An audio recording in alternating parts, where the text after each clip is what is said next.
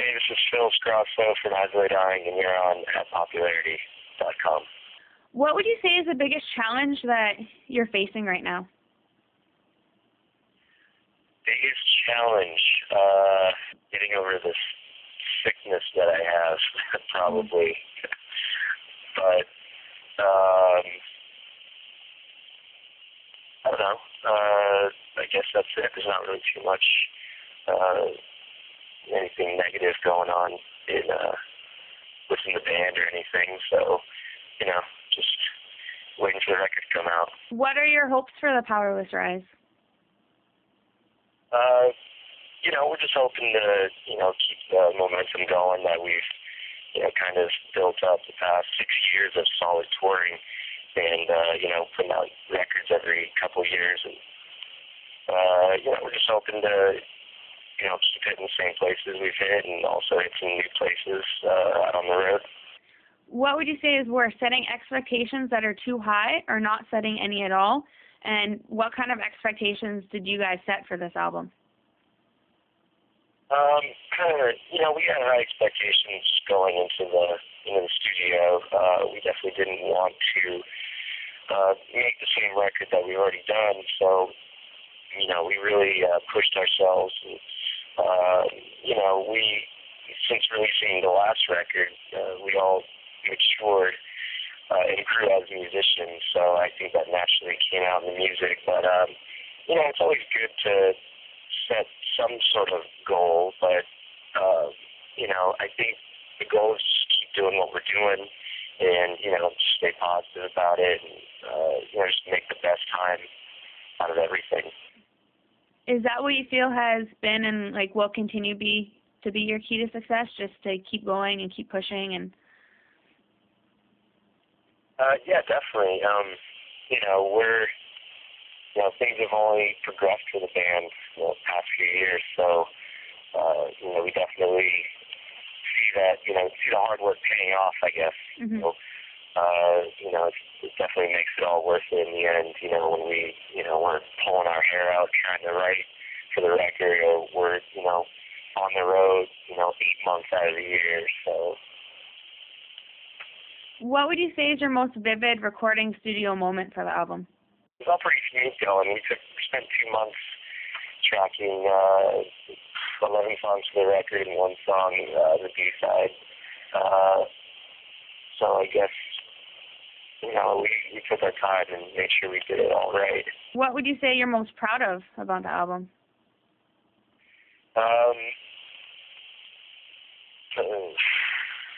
think, just our songwriting, kind of the dynamics within our songwriting, kind of from part to part, also from song to song, is making each and every instrument, every guitar melody, vocal part kind of stand out on its own, and, not oversaturating the record with any certain kind of, formula or typical of metal bands these days. Do you feel that your songs have brought your live energy to a new level, or that they will? Yeah, I definitely think they will. There's, a lot of aggression on this record, and everything's pretty, it's just moving pretty fast the whole time until, I guess, it's the last song where it kind of mellows out.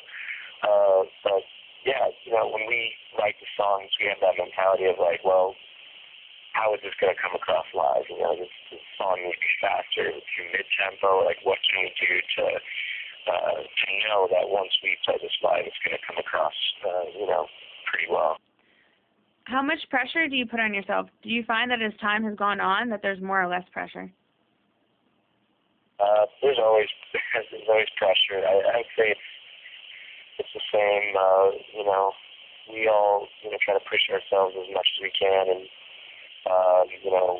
what really fueled us for this record was just hearing and seeing a lot of metal bands, new records, what they've been putting out lately, and just kind of not really been impressed with what's been going on with the metal world. So that definitely gave us some motivation to really push ourselves.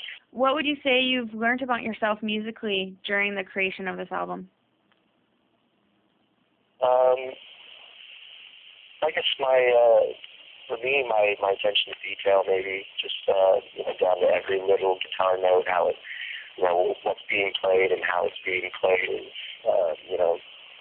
definitely something I've become a little bit more, into, and adding more and more layers to the music to give it, more of an atmospheric element at times, and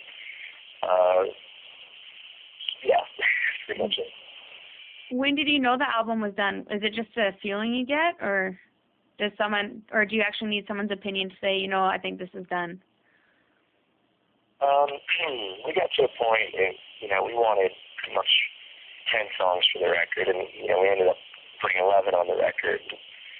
We recorded one extra B-side, but once we kind of felt that all the certain sounds we wanted to capture for the record, once we felt that we nailed that and, that was taken care of, we were satisfied, and we knew that, okay, we don't need to necessarily keep writing any more songs. We can just focus in on, perfecting everything we've already done. And, part of, how we got to that point was we recorded 2 different sessions.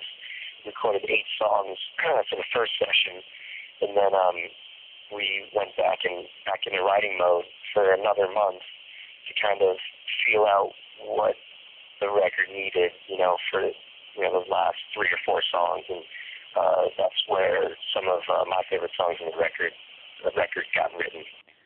Are there any songs in particular that just took a completely different than you thought it would during the initial creation, or just the initial thought of the song?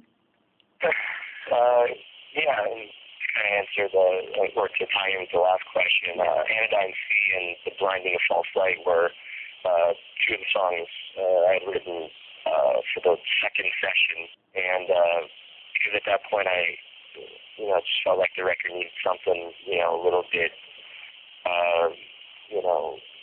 fast-paced, but a big open melodies, and for Anodyne C, and then Blinding of False Light just felt like the record needed something kind of, slow down a little bit more and have a just more eerie vibe, I guess. And those 2 songs are some of my 2 of my favorites. Do you have anything you'd like to say to the Readers of Popularity? Powerless Rise comes out May 11th, and took an entire year to focus on writing and recording it, and we're all very proud of it, and hopefully the fans they enjoy it as well.